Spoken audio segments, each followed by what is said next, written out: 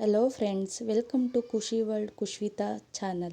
So please subscribe to my channel. So ರೀಸೆಂಟಾಗಿ ಹಾಸನಲ್ಲಿ ತುಂಬ ಮಳೆ ಬಂದ ಕಾರಣ ಮಾವಿನಕಾಯಿ ಎಲ್ಲ ಸ್ವಲ್ಪ ಉದುರೋಯ್ತು. ಪರವಾಗಿಲ್ಲ, ಆ ಮಾವಿನಕಾಯಿಂದ ಏನಾದರೂ ಮಾಡ್ಬೋದು ಅಂತ ನಾವು ಯೋಚನೆ ಮಾಡಿದಾಗ ಮಾವಿನಕಾಯಿ ಚಿತ್ರಾನ್ನ ಅಂತ ಪ್ಲ್ಯಾನ್ ಆಯಿತು. ಸೊ ಮಾವಿನಕಾಯಿ ಚಿತ್ರಾನ್ನಕ್ಕೆ ಬೇಕಾದ ಇಂಗ್ರೀಡಿಯೆಂಟ್ ಹೆಚ್ಚಿರೋ ಈರುಳ್ಳಿ, ದಪ್ಪ ಮೆಣಸಿನ್ಕಾಯಿ, ನಾವು ಹಸಿಮೆಣಸಿನ್ಕಾಯಿ ಬಳಸಲ್ಲ, ಹಾಗಾಗಿ ಒಣಮೆಣಸಿನ್ಕಾಯಿ, ತುರಿದಿರೋ ಮಾವಿನಕಾಯಿ, ಜೊತೆಗೆ ಒಂದು ಸ್ವಲ್ಪ ಕೊತ್ತಂಬರಿ ಸೊಪ್ಪು ಮತ್ತು ಬಾಣಲಿ, ಕಡಲೆಬೇಳೆ, ಸಾಸಿವೆ, ಕಡಲೆಬೀಜ, ಸೊ ಅರಿಶಿನ ಪುಡಿ,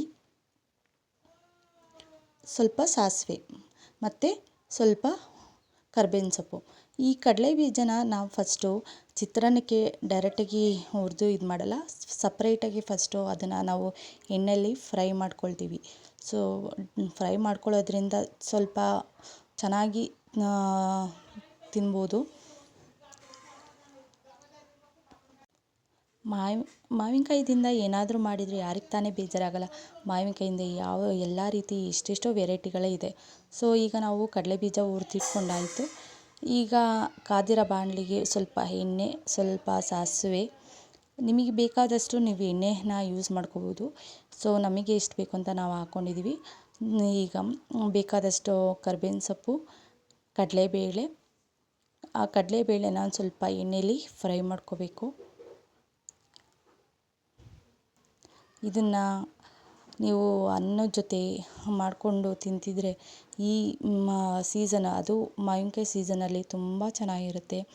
ಸೊ ನಾವು ಹಸಿಮೆಣ್ಸಿನ್ಕಾಯಿ ಬಳಸಲ್ಲ, ಹಸಿಮೆಣ್ಸಿನ್ಕಾಯಿ ಏಕೆಂದರೆ ನಮ್ಮ ಮನೇಲಿ ಸ್ವಲ್ಪ ಹಸಿಮೆಣ್ಸಿನ್ಕಾಯಿ ಬಳಸೋದು ಕಮ್ಮಿ, ನಾವು ಆದಷ್ಟು ಒಣಮೆಣ್ಸಿನ್ಕಾಯಿನೇ ಯೂಸ್ ಮಾಡ್ತೀವಿ.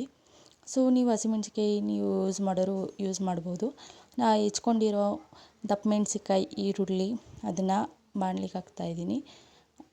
ಈಗ ನನಗೆ ಒಂದು ಸ್ವಲ್ಪ ಎಣ್ಣೆ ಕಮ್ಮಿ ಅನಿಸ್ತು, ನಾನು ಆಮೇಲೆ ಎಣ್ಣೆ ಹಾಕ್ಕೊಂಡೆ. ಇದಕ್ಕೊಂದು ಸ್ವಲ್ಪ ಲೈಟಾಗಿ ಉಪ್ಪು ಹಾಕ್ಕೊಂಡ್ರೆ ಬೇಗ ಫ್ರೈ ಮಾಡ್ಕೋಬೋದು ಅಂದ್ಕೊಂಡು ಉಪ್ಪು ಹಾಕ್ಕೊಂಡು ಮಾಡ್ತಾಯಿದ್ದೀನಿ. ಇದನ್ನು ಫ್ರೈ ಮಾಡೋದು ಒಂದು ಸ್ವಲ್ಪ ಲೇಟ್ ಆಗುತ್ತೆ, ಹಾಗಾಗಿ ಸ್ವಲ್ಪ ಉರಿ ಜೋರು ಮಾಡಿಕೊಂಡು ಫ್ರೈ ಮಾಡ್ಕೋಬೇಕು. ನೋಡಿ, ಉಪ್ಪು ಹಾಕ್ಕೊಳ್ತಾ ಇದ್ದೀನಿ. ಉಪ್ಪು ಹಾಕ್ಕೊಂಡು ಫ್ರೈ ಮಾಡ್ಕೋಬೇಕು.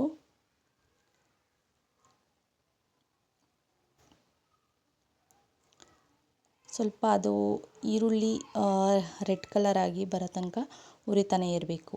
ಸೊ ಇದನ್ನು ಯಾರೂ ಟ್ರೈ ಮಾಡಿಲ್ಲ, ಆದಷ್ಟು ಈಗ ಈ ಸೀಸನ್ ಮಾವಿನಕಾಯಿ ಸೀಸನ್, ಮಾರ್ಕೆಟಲ್ಲಂತೂ ಸಿಕ್ಕೇ ಸಿಗುತ್ತೆ ಮಾವಿನಕಾಯಿ.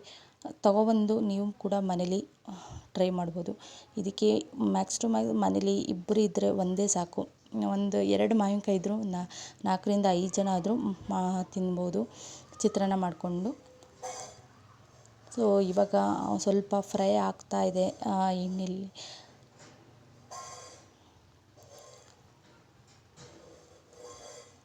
ಈಗ ನನಗೆ ತುರಿದಿರೋದು ಮಾವಿನಕಾಯಿ ಇತ್ತು, ಆ ಮಾವಿನಕಾಯಿನ ನಾವು ಲಾಸ್ಟಿಗೆ ಹಾಕಬೇಕು.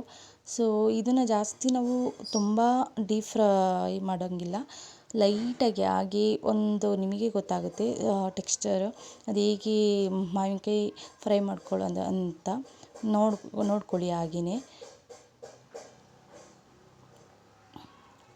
ಅದ್ರ ಜೊತೆಗೆ ಒಂದು ಸ್ವಲ್ಪ ಅರಿಶಿನ ಪುಡಿ ಹಾಕ್ಕೊಳ್ತಾ ಇದ್ದೀನಿ. ಇವಾಗ ನಾನು ಸ್ಟಾರ್ಟಿಂಗ್ ಉಪ್ಪಿನ ಪುಡಿ ಈರುಳ್ಳಿಗೆ ಅಂತ ಹಾಕ್ಕೊಂಡಿದ್ದೆ.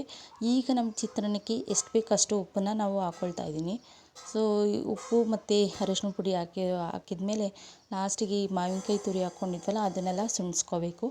ಸುಣ್ಸ್ಕೊಳ್ಳೋದನ್ನ ನೀವು ಹದವಾಗಿ ನೋಡ್ಕೋಬೇಕು, ಜಾಸ್ತಿ ಜೋರು ಉರಿನೂ ಕೊಟ್ಕೊಳ್ಳೋಕೆ ಹೋಗಬೇಡಿ, ಕಡಿಮೆ ಉರಿನೂ ಮಾಡ್ಕೊಳ್ಬೇಡಿ.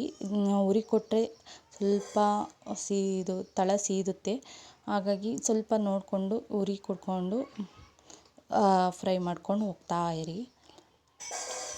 ನಿಮಗೆ ಟೆಕ್ಸ್ಚರ್ ತೋರಿಸ್ತಾ ಇದ್ದೀನಿ. ಈಗ ಆಗಿದೆ, ಅದಕ್ಕೆ ನಾನು ಲಾಸ್ಟಿಗೆ ಕೊತ್ತಂಬರಿ ಸೊಪ್ಪು ಹಾಕ್ಬಿಟ್ಟು ಲಾಸ್ಟಿಗೆ ಒಂದು ಸತಿ ಬಾಣಲಿಲಿ ಇದು ಮಾಡ್ತೀನಿ.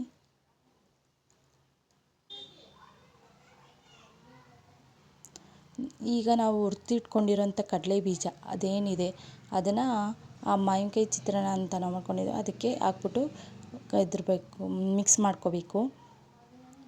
ಈಗ ನೋಡಿ, ಅನ್ನದ ಜೊತೆ ಅದು ಬಿಸಿ ಬಿಸಿ ರೈಸ್ ಅದ್ರ ಜೊತೆ ಚಿತ್ರಾನ್ನ, ಮಾವಿನಕಾಯಿ ಚಿತ್ರಾನ್ನ ಮಾಡ್ಕೊಂಡು ಕಲ್ಸ್ಕೊಂಡು ತಿಂತಾಯಿದ್ರೆ ಆಹಾ, ಬಾಯಲ್ಲಿ ನೀರೋ ನೀರು. ನೀವು ಕೂಡ ಒಂದು ಸತಿ ಮನೇಲಿ ಟ್ರೈ ಮಾಡಿ, ಇವಾಗಲೇ ಮಾಡಿ ತಿನ್ನಿ. Thank you so much friends.